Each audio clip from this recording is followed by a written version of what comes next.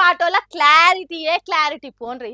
జూబ్లీహిల్స్ ఎన్నికలలో ఓడిపోబోతున్నామనే clarity BJP పార్టీలకు ఉన్నదో లేదో గానీ కాంగ్రెస్ పార్టీలకు 100కు 1000% ఉన్నట్టే కొడుతున్నది. అందుకే కావచ్చు జూబ్లీహిల్స్ ఎన్నికల ప్రచారంలో షేక్పేటలో పెట్టిన ఫ్లెక్సీలను చూడుండ్రి, చిన్న మూలకు కూడా నవీన్ యాదవ్ ఫోటో లేదు. అంటే ఓడిపోయే క్యాండిడేట్ ఫోటో ఎందుకు ఫ్లెక్సీ మీద అనుకున్నారు కావచ్చు. అందుకే ఫోటో పెట్టలేదు కావచ్చు అని చాలా మందికి ఫ్లెక్సీని చూసి నవ్వుతున్నారట.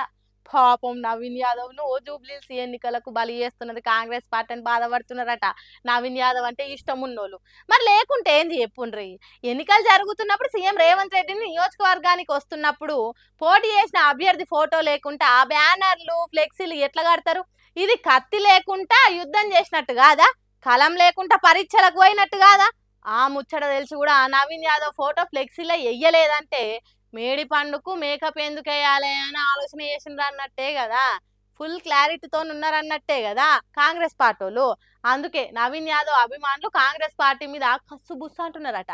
ఇంకేంది, ఓ దిక్కు సర్వే, ఇంకో దిక్కు కాంగ్రెస్ పార్టీలు నవీన్ యాదవ్ ఓడిపోతున్నాడని డిక్లేర్ చేసినట్టే కదా.